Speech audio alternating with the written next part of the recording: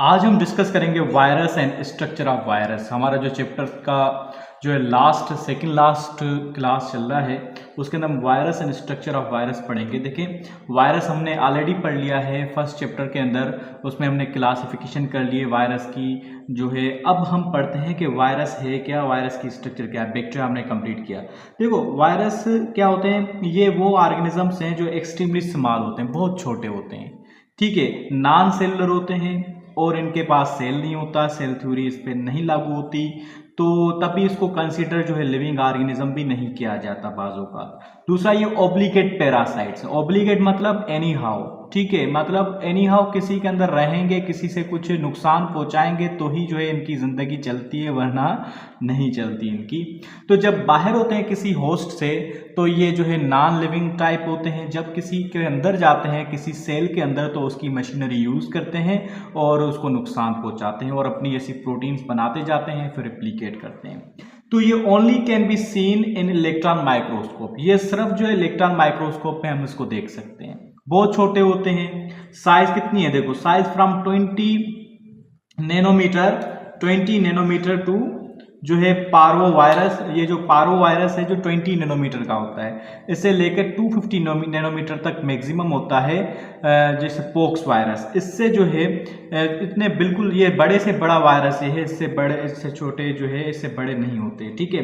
अब 10 to 1000 times smaller than bacteria. ये bacteria से जो है बहुत स्मॉलर होते हैं, 10 से 1000 गुना smaller than bacteria and cross porcelain filter. ये जो पोर्सलिन फिल्टर पेपर होता है एक, जिससे जो है बैक्टीरिया क्रॉस नहीं कर सकते, वो रुक जाते हैं वहां पे, लेकिन ये इतना छोटा है कि जो उससे भी क्रॉस कर लेता है। फर्स्ट टाइम जो ये डिस्कवर किया गया था, टोबैको मोज़ेक वायरस जो था, वो टोबैको प्लांट्स के अंदर जो बीमारी लग रही थी, उसको जो है जूस को निकाला, उसको पोर्सलिन फिल्टर से गुजारा, फिर उस पानी को इस्तेमाल किया प्लांट्स के ऊपर, फिर भी ये बीमारी आ रही थी। इसका मतलब ये है कि वो पोर्सलिन क्रॉस कर गया, इससे भी छोटा कोई ऑर्गेनिज्म है। तब तक इलेक्ट्रॉन माइक्रोस्कोप डिस्कवर नहीं हुई थी। फिर जब इलेक्ट्रॉन माइक्रोस्कोप डिस्कवर हुई तो फिर जो है पता चला कि ये इतने छोटे भी कोई ऑर्गेनिजम्स होते हैं जो क्रॉस कर लेते हैं पोर्सलिन फिल्टर पेपर, ठीक है। ये हो गया इसका। अब इसके हम स्ट्रक्चर को देखते हैं क्या है। बेसिकली जो इसकी स्ट्रक्चर है नॉर्मल जो सबके अंदर होती है, मेन कॉमन स्ट्रक्चर, उसके अंदर एक बीच में मेन सेंट्रल चीज होती है जिसको कहते हैं कोर।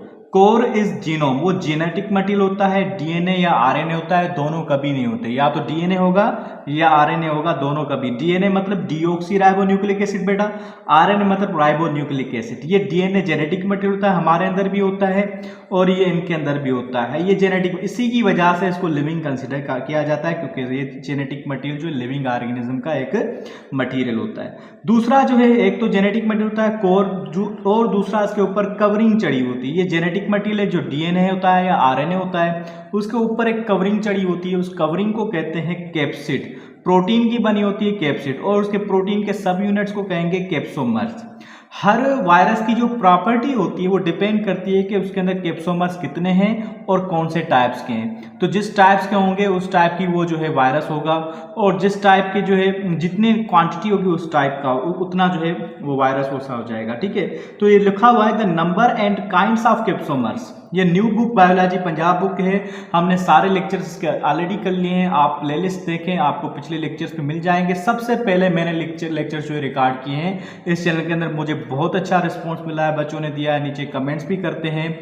और आपको भी रिक्वेस्ट है कि कमेंट्स करें, लाइक करें, सब्सक्राइब करें, बेल आइकन को प्रेस करें ताकि नोटिफिकेशन आए, वरना नोटिफिकेशन नहीं आएगी आपके पास। देखो, the number and kinds of capsomeres decide the character of virus. जो नंबर होते हैं, कितने नंबर्स हैं, अगर 10 है तो उसका कैरेक्टर दूसरा होगा, 20 है तो वो सब वैसा होगा।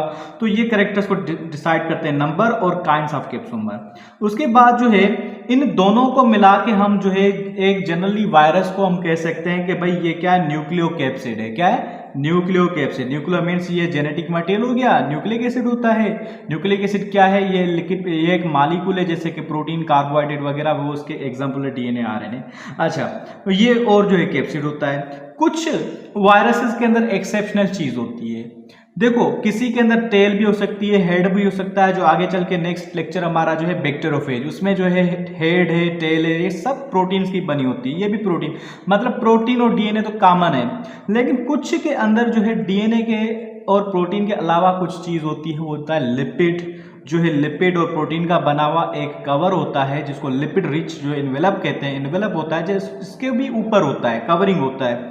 ये उस वायरसेस के अंदर होगा जो एनिमल को जो है एनिमल उनका होस्ट होता है, एनिमल के अंदर रहते हैं, एनिमल को जो है इन्फेक्ट करते हैं। तो क्योंकि लिपिड रिच एनवेलप इसलिए होता है कि जब वो किसी सेल के अंदर जाते हैं तो उस सेल के अंदर से जब निकलते हैं तो हमें पता है जो एनिमल सेल के अंदर सेल वाल नहीं होती, सेल मेम्ब्रेन होती, तो डायरेक्टली सेल मेम्ब्रेन से निकलते हैं, उसके साथ उसकी जो है मेम्ब्रेन की लिपिड भी उसके साथ अटैच हो जाती है, तो वो उसका कुछ पोर्शन अटैच होता है, तो वो लिपिड इसके ऊपर कवरिंग आ जाता है, तो ये एनवेलप बन जाता है। ठीक है, अदरवाइज सेल वाल वाले जो ऑर्गेनिज्म जो भी हैं उसके अंदर जो है डायरेक्टली नहीं निकलते, सेल वाल से गुजर के निकलते हैं, तो उनके अंदर वो चीज़ अटैच नहीं होती, तो एम्बेडिंग होती है। अच्छा, उसके बाद वायरस में भी, अच्छा वायरस कौन से हो सकते हैं, कौन से शेप के हो सकते हैं भाई? देखो, एक पॉलीहेड्रन और हेलिकल जो है वायरस हो सकते हैं जिसके पास हैविंग मेनी साइड्स ज्यादा हों। दूसरे आइकोसेड्रल होते हैं, आइकोसेड्रल्स होते हैं हैविंग 20 फेसेस हो उसके। ठीक है, कॉम्प्लेक्स वायरस होते हैं, कॉम्प्लेक्स वायरस होते हैं जब पॉलीहेड्रल हेड होता है ज्यादा जो है हेलिक्स वाला, एंड रॉड शेप्ड होते हैं, कुछ रॉड शेप्ड या टेल वाले भी जो है वायरसेस होते हैं। So this are about today's lecture.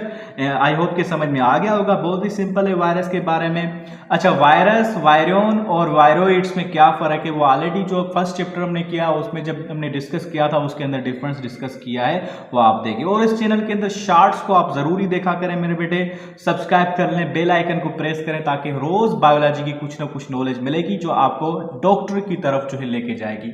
बहुत शुक्रिया।